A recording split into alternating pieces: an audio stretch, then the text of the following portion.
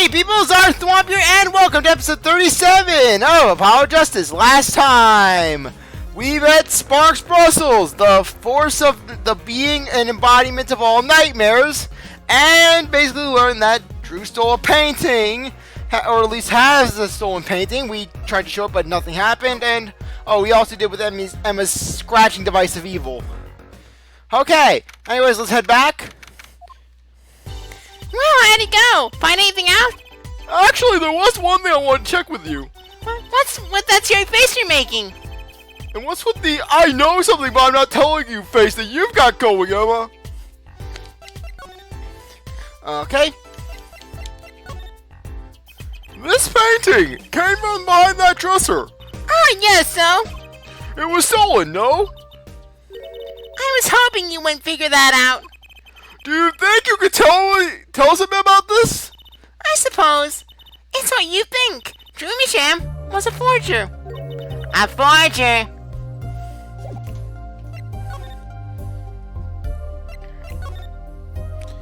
So, what exactly is a forger? Well, basically, it's someone who makes forgeries. Fakes, in other words. Fakes. Copies of an original. Exact copies, so precise you can't tell them apart. Well, then why not just photocopy them? The big problem with forgeries is that people try to sell them as the real article. It's a crime, of course. So, Drew Misham was a criminal? I'm afraid so. He received money to create elaborate forgeries to supplement his work in illustration, I guess. I see. Actually, that's why I brought this here in the first place. What do you mean? When you're trying to determine if a painting is forgery, the rough sketch underneath can be a valuable clue. So the rough sketch is like practice for the real thing. Like doing a magic trick in front of a mirror before you go on stage. But not in the case of a forgery, not necessarily anyways. You know what the finished product is going to look like after all. Oh yeah, I guess you would. That's why I brought this. I'm going to use it to see what's underneath the paint of the finished pieces. I didn't know. Not that I really need to go such lengths, seeing as how one of the paintings was only half finished anyways. Still, it'd be neat to see what Mr. Misham's rough... CzarThwomp, what are you doing to me? I'm not Samugi. Still, it'd be neat to see Mr. Misham's rough sketches. Kind of like what he was drawing when he thought no one was looking. True, that would be interesting, and maybe valuable for our case. You should try buttering up, Polly. Flying will get you everywhere, they say. Maybe I should ask him to help us out. Okay, can't just let me go and present the painting. Emma, about this painting from behind the dresser there. Ah, yes. It's what you think. Drew Misham was a forger. A forger.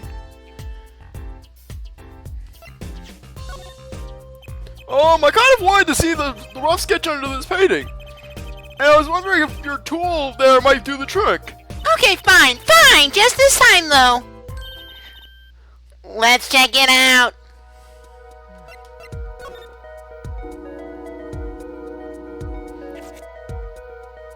Okay. Scrolling slowly. No. Gotta do the scratching. Can't go without our scratching. Okay.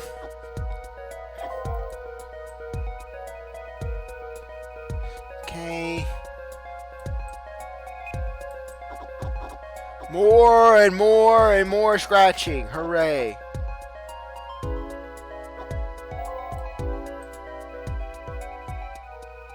Okay, scroll down.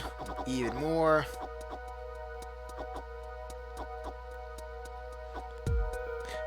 Come on. There we are.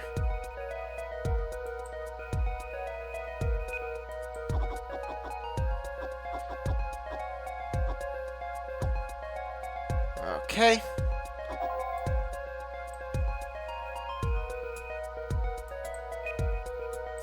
Okay, scroll down.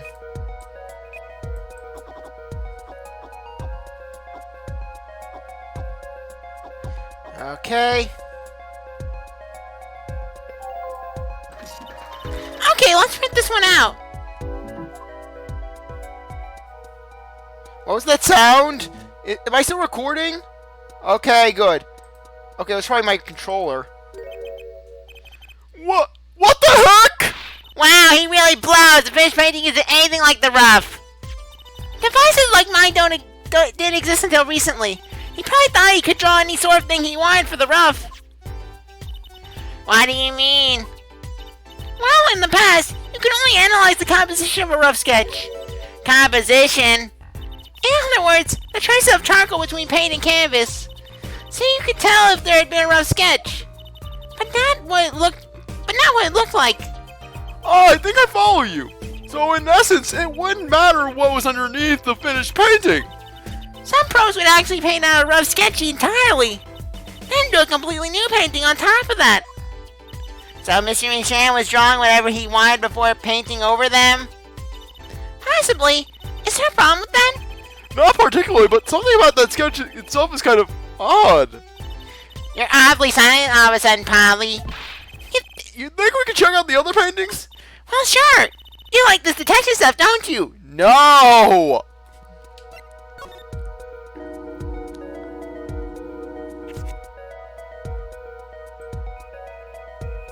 Okay. Come on.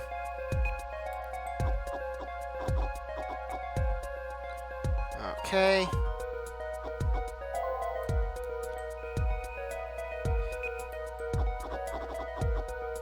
Even more! Come on! Come on!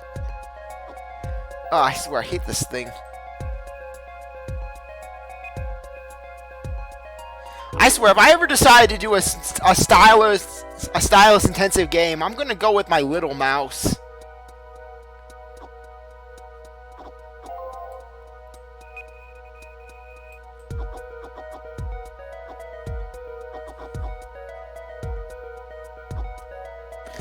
Okay.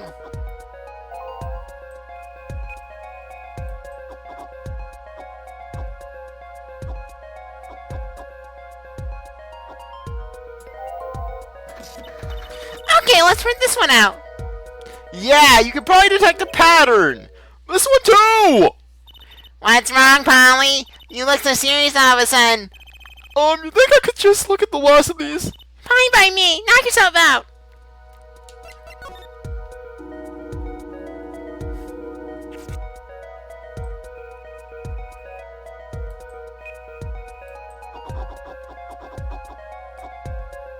Okay.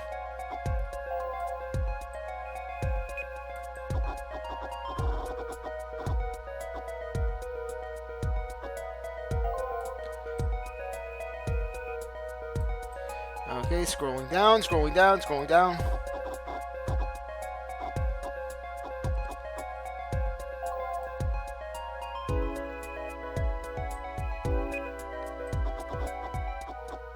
Yeah, as you can see, Clavier on fire.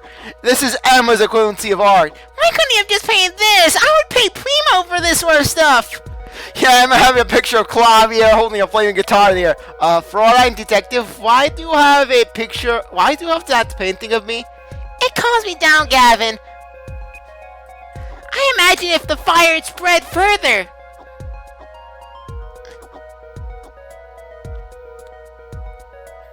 Okay. Okay, let's print this one out. What in the heck is all this? I hesitate to ask why you're getting so excited. You sure? You sure your device isn't leaking some kind of strange radiation? Trucy, look at all these sketches! Do you notice anything?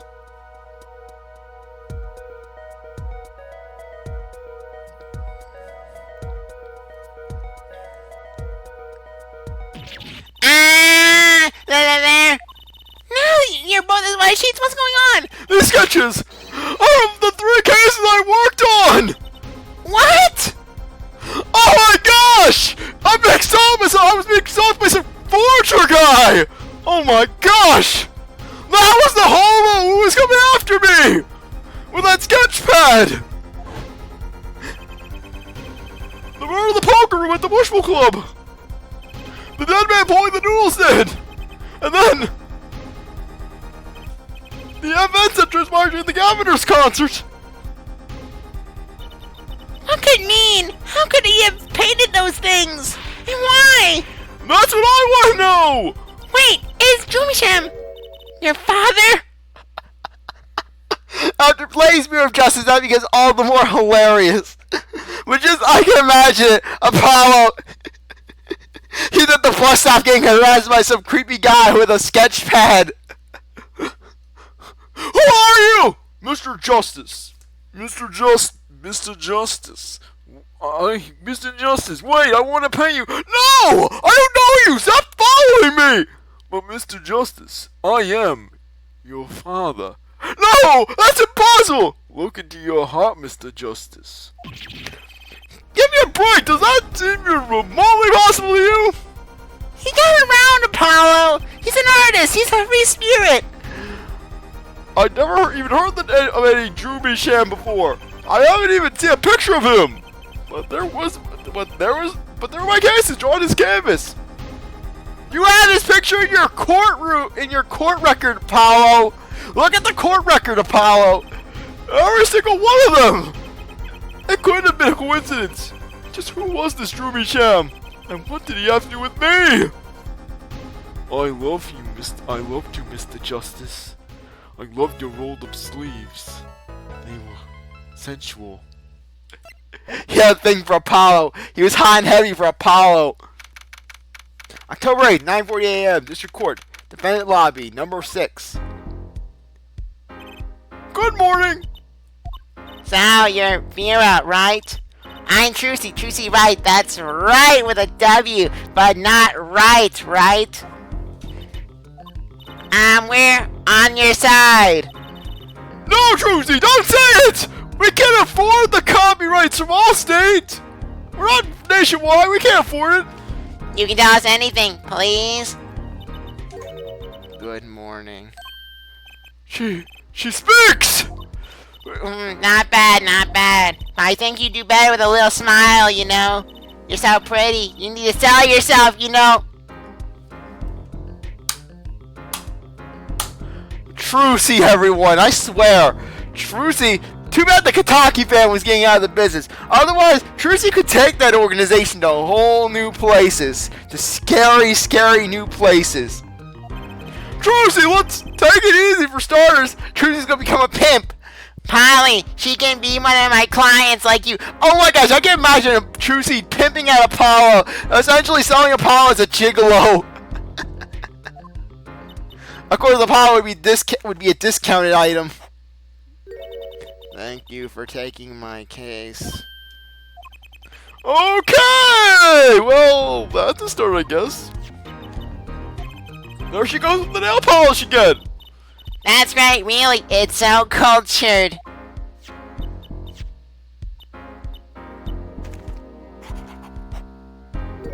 Wanna try? Oh, really?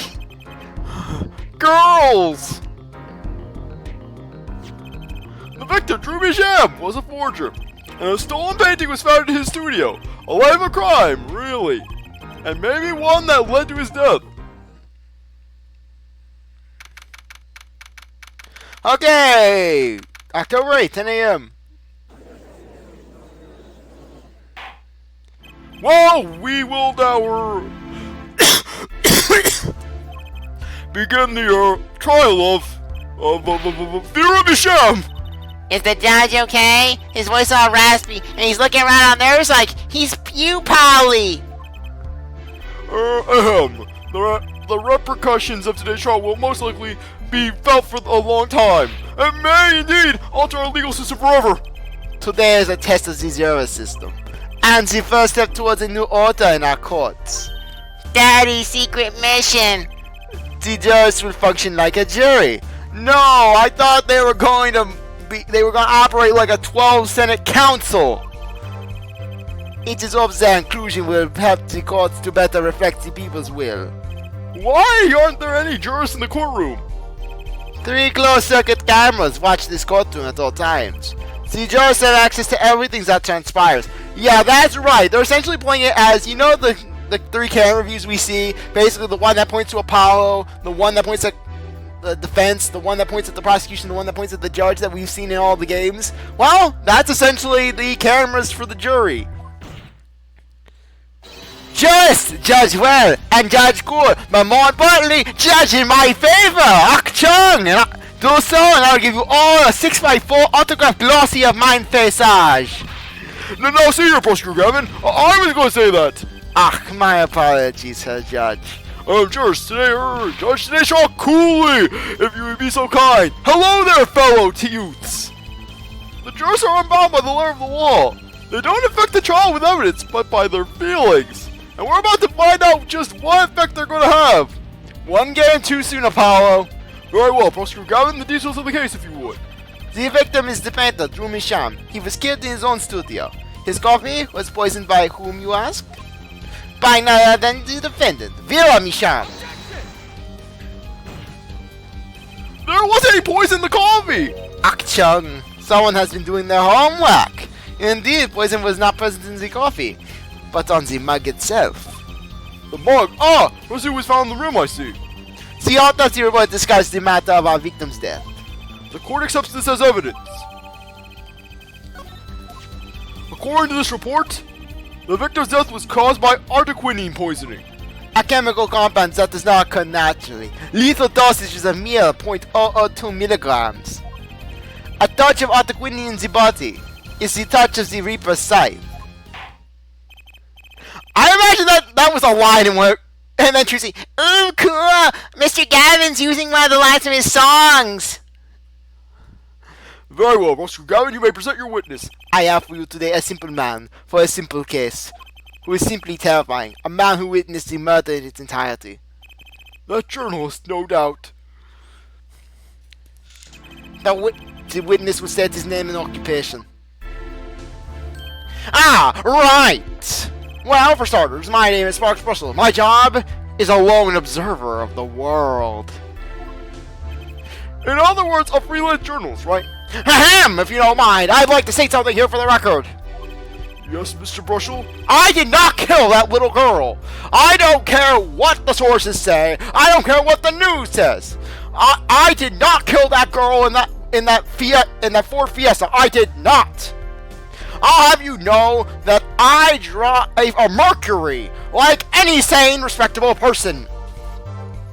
I dislike conclusions, specifically the jumping up to aspects of conclusions. Preconceptions make park sandboxes of endless desert waste. End quote. But you're a journalist. You said so yourself yesterday. Well, that's true. Yes! But I'm also the Minty Man Killer! The Sweet Berry Mint Killer! First I strangle you with the rope. With this beautiful visage of mine being the last thing you ever see. And then, I place the mint on top of your body. But that's not all. Oh, no. Reporter goes extra mile. End quote. Reporter then I then place a single packet of Splenda on their body to represent the fakeness of sweetness. The world isn't sweet when you're in my shoes, kid. When you've been roaming these streets, you see some pretty messed up stuff. World messier than table at children's birthday party. End quote. But you must understand, I stand before you today a man with a dream. I'm offering you my testimony in exchange for exclusive rights to the story. Scoop turns Mr. Brushel into that Mr. Brushel. End quote. You're already that Mr. Brushel. You're probably already registered as that Mr. Brushel, the sex offender. Look at that face. Tell me that is not the face of a sex offender. Look at it. Let's hear your testimony then, shall we? A simple case, eh, Gavin? For me, the jury's still out. The journalist's story.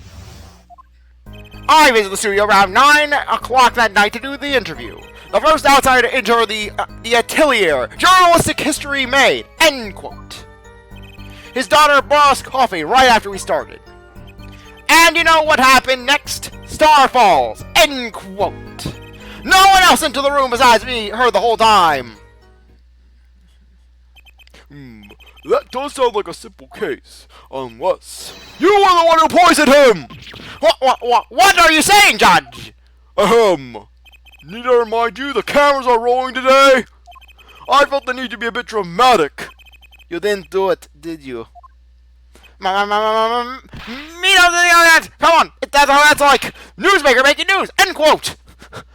Newsflash, if I killed that man, there would be no head. That head would be in my desk drawer, and I would stroke its hair every Thursday night, because that is what the voices would tell me. Voices inspire greatness, end quote. Or with even contemporary witch hunt, end quote. His arms weren't even dissolved in acid, mind you. I know, wild accusations rock courtroom, end quote. Rock indeed. Prosecutor Gavin sure looks like he's having fun. Of course he's having fun! He's used to this stuff! He already has a psycho in his family! He grew up with the psychos! He probably speaks their language! I'm so happy for him. Very well, Mr. Justice. Your cross-examination, please.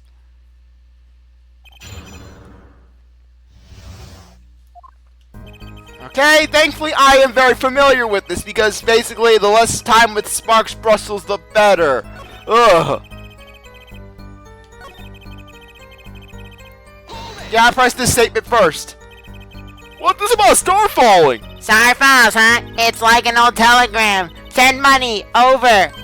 Zowie, you don't know? That's like a journalism code word. An important personage passes away. A star falls. Get it? But there's no gravity in space, is there? I wouldn't think stars could fall, really. Well, a falling star isn't even a star, Trucy. It's a meteorite. Does this matter? Oh boy, this is good stuff. Good stuff. How that star breaks. Now, let's punch. I know. Star dies. Now, wax imagination. Star supernovas. End quote. Of course, you could go with Drew dies. Straight to the point. I like it. I think we need to hear about something a little more substantial.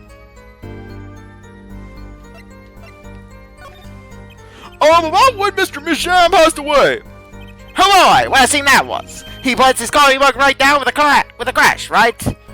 Yes. And then? And then the cold finger of death touches his spine. Life flames, sputters, and falls. So cold was the touch, he could do naught but tremble uncontrollably. Just like all of the women I bring home to my apartment. Oh, once you enter Casa de Brushel, you don't leave Casa de Brushel. End quote. Actually, life's flame's a little tired. Life's river froze over. Yes, that's a go. I think he's starting his article already. Could you describe that a little more simply? Well, as you can imagine, I was pretty surprised. He hit the floor, as to say, artist seizure his final performance. End quote. After quinine paralyzes the central nervous system. The body arches back like a bow, and limbs tremble, and... That's quite enough of that! Some of us want to be able to sleep tonight. Oh, yeah! Well, I want details. Lots of juicy details. For that, you can listen to our last year's hit single, After Quinine, My Love by the Governors. Available at all major outlets for $59.95 plus tax. The point here is that the victim died of quinine poisoning. Well, Mr. Justice, how did you find that testimony? Well, it's an account of the moment of the victim's death. I'd say it's very important. Please add to the testimony. Very well. The court requests the witness add this account to his testimony.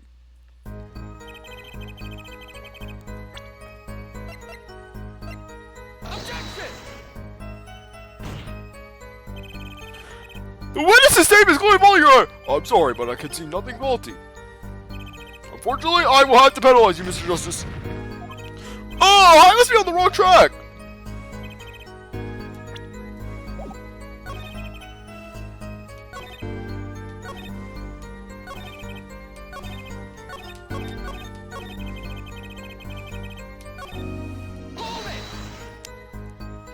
You say it was definitely done by poison. How can you be so sure? Hey, look, I'm a journalist. I've seen lots of stuff. And I've had more than my fair share of with so-called poisonings. Man eats fishy fish, goes bye-bye. End quote. Food poisoning doesn't count. Should I get him to alcohol something else? Yeah, I think it's this one. You say Mr. Michelle had coffee too, but did you actually see him drink the coffee? Course, he who sees it wins, but he who says it wins bigger. End quote. I when a man sees dog eat dog and writes about a world yet. Yet? I guess I can't say I saw him drink it, really. He had one so-called sip, if that. Man but slips the bag, drinks, end quote. That poison is quite virulent, I hear. My stomach did a so-called somersault. Since I gulped down that coffee without so much as a second glance at it. Wait! Maybe something's there! Some kind of so-called trick! Ha ha! That's because God doesn't want me and the devil is terrified of me! Not that I blame him! Anyone want to venture a guess for the record? Like I said, I'm going with God doesn't want, devil's terrified of him. Though frankly, I would not blame them. Does this guy have a pause button? Well, Mr. Justice, did you find that testimony valuable? Yeah, I know it's the coffee that we gotta present. The victim drank his coffee, then immediately fell over. Oh, yes, you can go to press with that one. Your Honor, this is a small piece of information. Please add to the testimony. Oh, come on. Very well, the witness will add this to the testimony. Final! Right! Okay, I'm starting to have fun with the Brushel voice.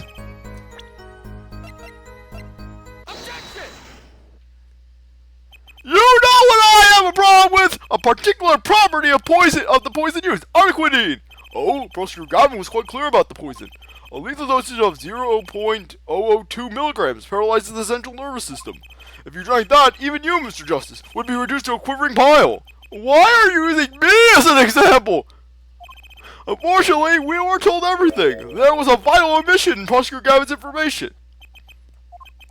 An omission? Arquidine is as virulent as he says, but death doesn't come upon ingestion, not immediately. That's because arquidine is slow acting. Slow acting? Well, what? According to one forensic scientist, It's one of the most virulent poisons, but its absorption to the body is astonishingly slow. It takes at least 15 minutes from the time of ingestion for adverse effects to show.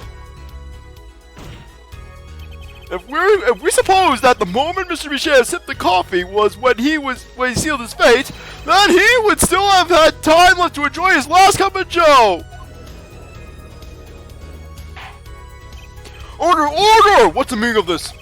If what the defense says is correct, why, that contradicts the entire testimony we've just heard. Well, Mr. Brushel, I did say, on the record, Slow acting. S-L-O-W-A-C-T.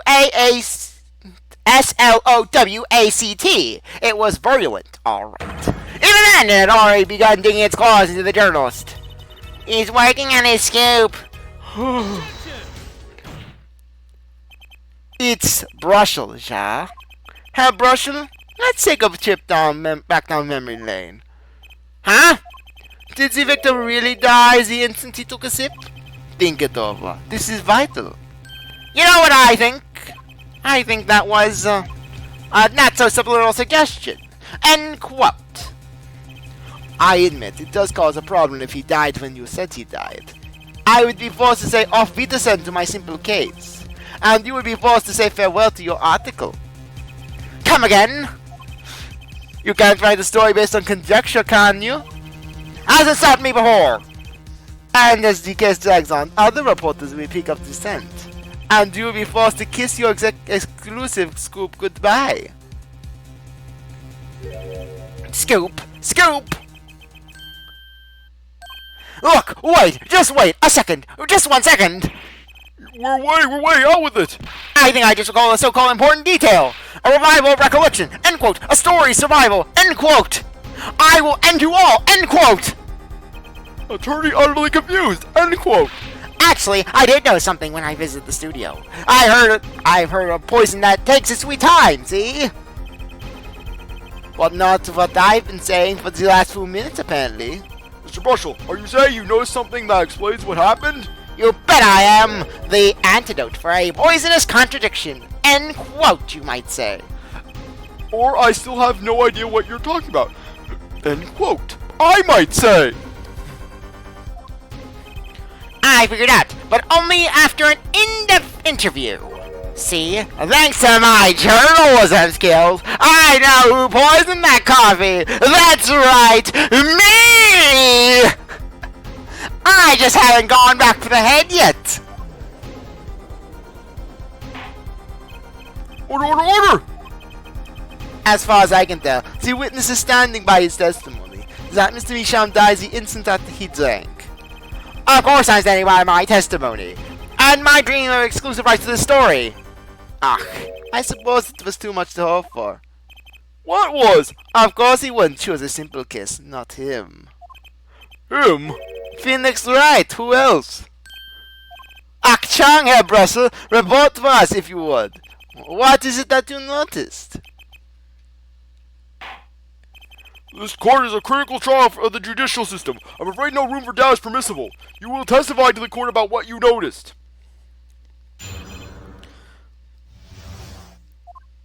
When I arrived at the studio, Mr. Misham was at his desk. He seemed to be writing a letter, but he quickly sealed the envelope. I thought nothing of it at the time, of course. Now that I think about it, what if he was writing a suicide note? A suicide note? Yes, he had this look on his face. Man's face inscrutable as a quadratic equation. End quote. Suicide, poor Mr. Misham. But that means Vera's innocent. Would someone commit suicide in the middle of an interview? Well, if they saw Sparks Brushel, they would. Ow. Very well, you may begin your cross-examination.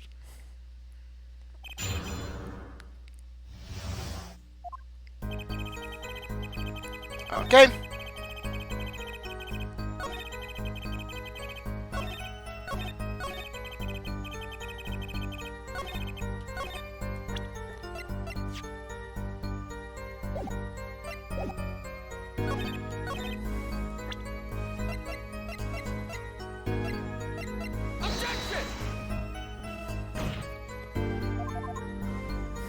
Ah, penalty. I thought I could skip it. Was there anyone at the studio other than Mr. Misham? Well, his daughter Vera, of course. Was anyone besides Mr. Misham and Vera present? Not a single one. Not a cat, not a rat, not even a mouse. Well, there was me, but I don't classify as any of them. The only person who did belong to that studio there was you, wasn't it, Mr. Brushel? I don't belong anywhere in this world, see? I know your game. I know what you're doing. Attorney uses classic Ramsden phenomenon ploy, end quote. If you intend to suggest that this reporter is a suspect, I'm sure you also intend to present evidence supporting this accusation, correct? In the meantime, let's move along, shall we? He seemed to be... yes. So he put the letter away when he saw you. Early reporter gets worm, end quote. That's my secret. I'm not sure I follow. It's the night of the interview. I arrive 15 minutes ahead of schedule. The handle turns, the door opens, and I barge in. He screams bloody murder, but I don't flinch, because I'm used to it. Are you sure that's okay to do? I mean, isn't that unlawful entry, really? Mr. Misham sure seemed to think so. You should have seen him. He crammed his letter into that yellow envelope as fast as he could. I know a secret when I spot one, and that was one. Oh, you should have seen the look of fear on his face. Oh, I approached him, quill, pen in hand, sharpened as I like it. I was about to end his life, but then his daughter came into the room. She had that nail polish, see? And she had a clipboard and was swinging around. What the heck's wrong with me? It does seem significant. Well, Mr. Justice, I wonder. It does have the ring of something important. Yes, it is. Add the testimony. The defense finds the testimony file, Your Honor. Very well. Please add to the testimony then. Well, why not? My account comes free of charge.